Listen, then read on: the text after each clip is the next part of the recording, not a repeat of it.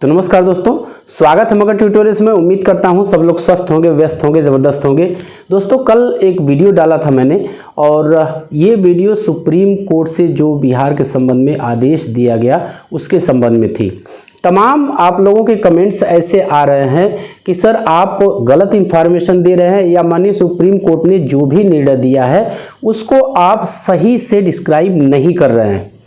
कुछ बच्चे तो ट्रोल भी कर रहे हैं, खास करके जो डीएलएड के बच्चे हैं वो तो बिल्कुल ये कहें कि हमें एक दुश्मन की तरह ही वो लोग बिहेव कर रहे हैं, लेकिन ये चीज़ें नहीं हैं। देखिए, आप लोग जो हमेशा से ये आरोप लगाते हैं कि सर आप एक तरफा बात करते हैं, ऐसी बात नहीं है। यदि आप बीएड की जगह होते तो फिर क्या करते आप? यहाँ पे सिर्फ यही है।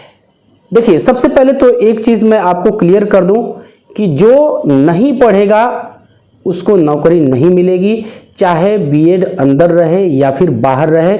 इतनी सी बात आप लोग नहीं समझ पा रहे हैं। दूसरी बात, बीएड के संबंध में बात करने का, बीएड से रिलेटेड, बीएड के फेवर में बात करने का सिर्फ एक औचित्य है कि बीएड इस समय पीड़ित की श्रेणी में है। यदि मैं बहुत ही जोर देके इस बात को आपके सामने कहना चाहूँगा कि यदि बीएड के अभ्यर्थी स्वयं ही सुप्रीम कोर्ट चले जाते, हार जाते, स्वयं ही पीआरटी में शामिल हो जाते, तो फिर शायद मैं इस तरह की बातें नहीं करता। मैं बातें इस तरह की सिर्फ इसलिए कर रहा हूं कि जो ये बच्चे हैं उन्होंने बड़ी मासूमियत से एनसीटीई की अधिसूचना देख के बीएड किया और इसके बाद अभी एनसीटीई पे मैं आऊँगा। एनसीटीई ने अभी अपना कोई पक्ष स्पष्ट नहीं किया है, उस पर मैं डिटेल में आपको बताऊंगा। लेकिन एनसीटीई और सरकार ने जिस हिसाब से दिशा निर्देश दिए उसके आधार पे बच्चों ने बीएड कर लिया। अब जब वो अधिसूचना कोर्ट में क्वैश हो जाती है तो इसमें आप बीएड की गलती कैसे दे सकते हैं? मेरे कहने का सिर्फ इतना सा मतलब है कि बीएड कतई दोषी नहीं है, बल्कि दूसरों की गलतियों की सजा पा रहा है, इसलिए उनके पक्ष में बोलना पड़ रहा है। और विश्वास कीजिए, आप लोग चाहे जितना मुझे ट्रोल कर लीजिए, लेकिन मैं इसी तरह से जो कुछ भी हो सकेगा, जैसे भी हो सकेगा, मैं ये चीज़ें करता रहूँगा। ये चीज़ मैं आपको क्लियर कर दे रहा हूँ। ट्रोल तो खुद बीएड वाले बच्चों ने ही कर दिया। शायद इस पे भी मैं थोड़ा सा दो लाइन आपको ज़रूर बताना चाहूँगा। आप जानते हैं कि देवेश शर्मा ही इस मामले को राजस्थान से सुप्रीम कोर्ट तक लेके आए और मामला कहीं न कहीं बीएड के विपक्ष में चला गया। और ये जो कोर्ट का फैसला आया, कहीं न कहीं जो बीएड के ही अभ्यर्थी हैं वो देवेश शर्मा को ही दोषी मानते हैं कि शायद सुप्रीम कोर्ट तक मामले को नहीं ले आते, राजस्थान तक ही रहने देते, तो बीएड पूरे देश से बाहर नहीं होता। कहाँ सोच रहे हैं आप लोग? यदि राजस्थान उच्च न्यायालय से फैसला आ जाता, और आया ही था, और वहाँ से बीएड बाहर था, तो सारे देश के सभी राज्यों के उच्च न्यायालयों में ही वाद दाखिल हो जाते, मुकदमा दाखिल हो जाते। तो जो आपकी तरफ से लड़ रहा है उसको तो आप लोग ट्रोल कर ही रहे हैं और हमें भी ट्रोल कर रहे हैं। आप लोग कीजिए, लेकिन सच्चाई का साथ हम कतई नहीं छोड़ेंगे। हाँ, एक चीज़ ये निश्चित है कि हम आपको सूचनाएं देंगे। यदि बीटीसी के फेवर की सूचना होगी तो भी मैं आपको दूंगा, यदि बीएड के फेवर की सूचना होगा तो भी मैं आपको दूंगा। ये हमारा काम है और ये हम करते रहेंगे। फिर से एक बार स्पष्ट करना चाहता हूँ कि बीटीसी के बच्चों से मुझे कोई दुश्मनी नहीं है, हम कोई दुश्मनी नहीं रखते हैं। बात मुद्दों की है और बीएड इस समय पीड़ित की श्रेणी में है, इसलिए हम इनका साथ दे रहे हैं। बाकी हम इस संबंध में और कुछ नहीं कहना चाहते हैं। सीधे मैं आपको पॉइंट पे लेके आना चाहूँगा। कुछ ज़रूरी चीज़ें हैं, जैसा कि मैं आपसे चर्चा कर रहा था कि जो माननीय सुप्रीम कोर्ट का निर्णय आया था उस संबंध में मैंने बात की थी और कहा था कि माननीय सुप्रीम कोर्ट ने बिल्कुल साफ शब्दों में कहा है उन्होंने कि चूंकि बिहार सरकार इस मामले में पार्टी नहीं है, इसलिए हम कोई भी टिप्पणी नहीं कर सकते। एक बच्चे ने कहा कि सर ठीक है, सुप्रीम कोर्ट ने ऐसा कहा है, मैंने आदेश में विधिवत दिखाया भी था आपको, लेकिन उस बच्चे ने कहा कि आपको ये लाइन भी बता देनी चाहिए थी कि कोर्ट ने कहा था कि कोर्ट ये अपेक्षा करता है कि जो बिहार सरकार है वो 11 अगस्त 2023 के फैसले को ध्यान में रख के आगे की कार्रवाई करेगी। तो अपेक्षा करना और आदेश देना दो चीज़ें हैं। मैं क्यों कह रहा हूँ? क्योंकि अपने प्रदेश के बच्चों को, अपने प्रदेश के बीएडधारियों को सरकार रखना चाहती है नहीं रखना चाहती है, ये सरकार ही तय करेगी। मेरी बात समझिएगा, मेरी ये बात आगे चल के और क्लियर हो जाएगी जब मैं एनसीटीई की चर्चा करूंगा। बहुत सारे लोग आपको ऐसी चीजें कहेंगे। अपेक्षा शब्द क्यों प्रयोग किया माननीय सुप्रीम कोर्ट? उसने इसलिए प्रयोग किया क्योंकि ये बिल्कुल राज्य सरकार के अधिकार क्षेत्र की बात है। वो एक तो पार्टी भी नहीं है और दूसरी चीज कि ये उसके अधिकार क्षेत्र की बात है कि वो अपने नागरिकों को किस कैटेगरी में, किस हिसाब से रखना चाहती है। दूसरी चीज मैं आपको बताना चाहूंगा, सीधे एनसीटीई पे ही हम लोग आते हैं। आप लोग देख रहे हैं, हम भी देख रहे हैं कि एनसीटीई बिल्कुल चुप है और अभी वो चुप ही रहेगी।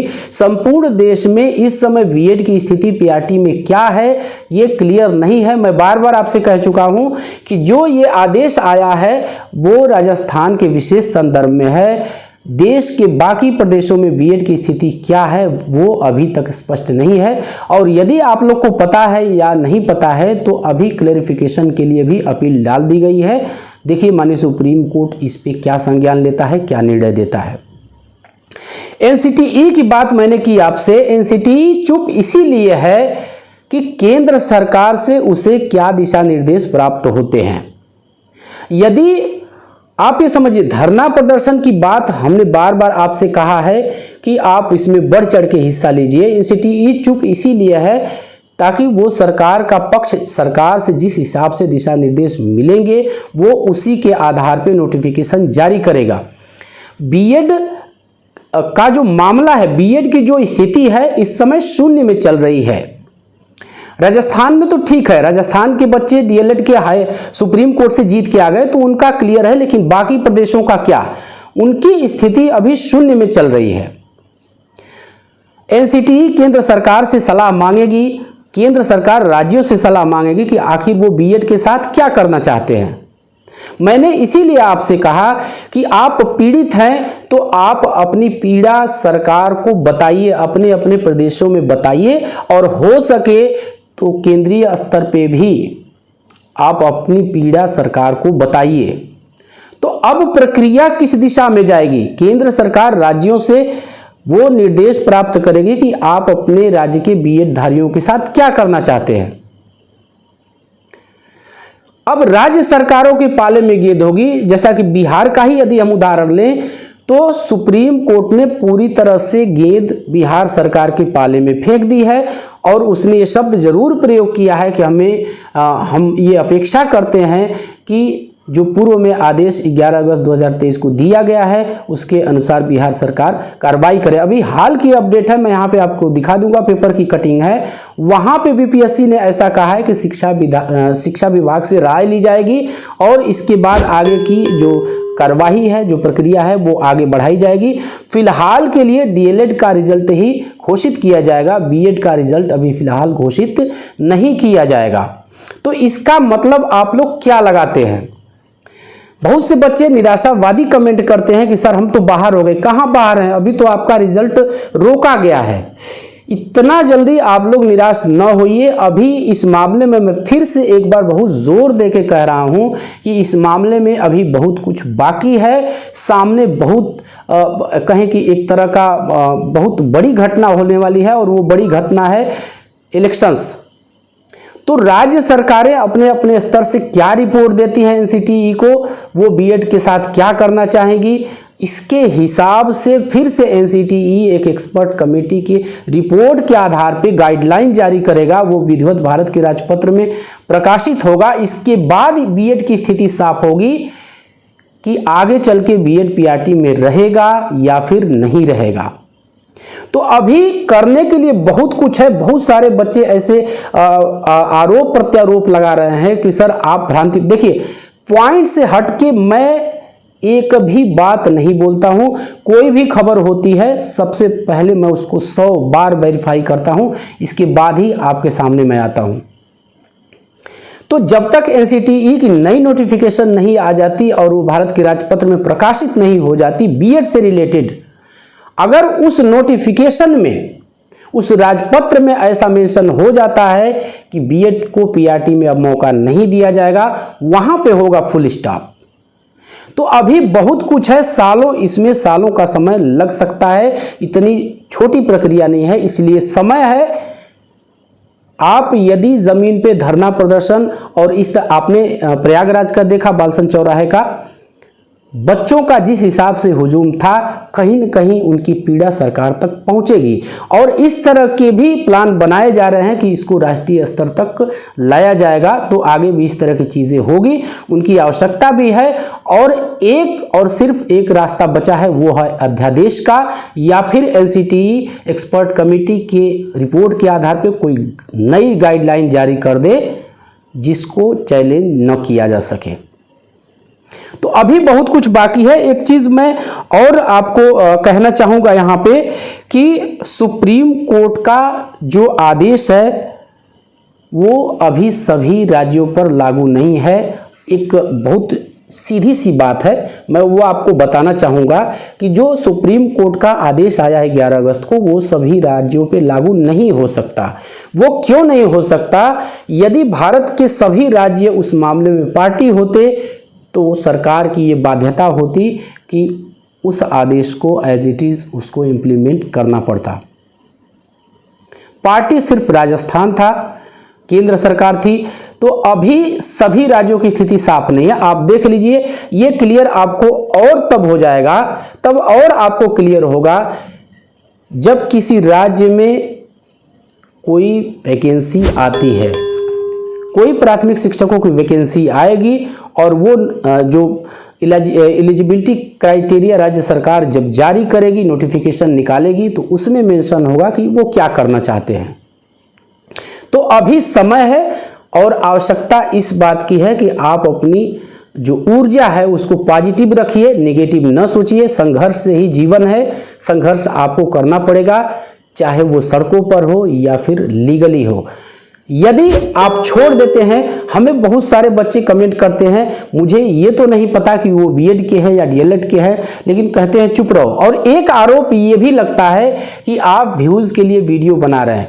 तो क्या आप लोग खुद ये बताइए, जाहिर सी बात है कि मुझे बीएड के भी बच्चे देखते हैं, बीटीसी के बच्चे भी देखते हैं, तो आप लोग बताइए क्या मैं इसको यहीं स्टॉप कर दूं?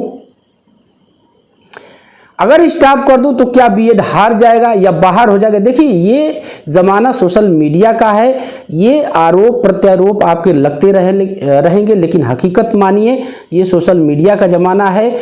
ये मुद्दे मैं आपके सामने लेके आता हूँ, आपके बीच में बैठ के 10 मिनट चर्चा करता हूँ, वो उसका मोटिव सिर्फ इतना है कि जो अपडेट्स हैं, जो जानकारियाँ हैं, उसको आप जानते रहें और जागरूक रहें। जागरूक करना ही हमारा मेन उद्देश्य है। यदि आप जागरूक रहते हैं तो ही आगे का संघर्ष करने के लिए आपको ऊर्जा मिलेगी। तो यही कहना था दोस्तों। जैसे ही इस संबंध में फर्दर कोई और अपडेट आती है तो हम आपके सामने ज़रूर आएंगे। आज के लिए इतना ही। उम्मीद करते हैं कि आपको ये वीडियो पसंद आई होगी और चलते चलते वही रिक्वेस्ट दोस्तों कि कृपया इस चैनल को आप लाइक, शेयर और सब्सक्राइब ज़रूर कीजिए दोस्तों। जब आप ऐसा करते हैं तो हमें एक मोटिवेशन ज़रूर मिलता है। मिलते हैं अगली वीडियो में, तब तक के लिए नमस्कार।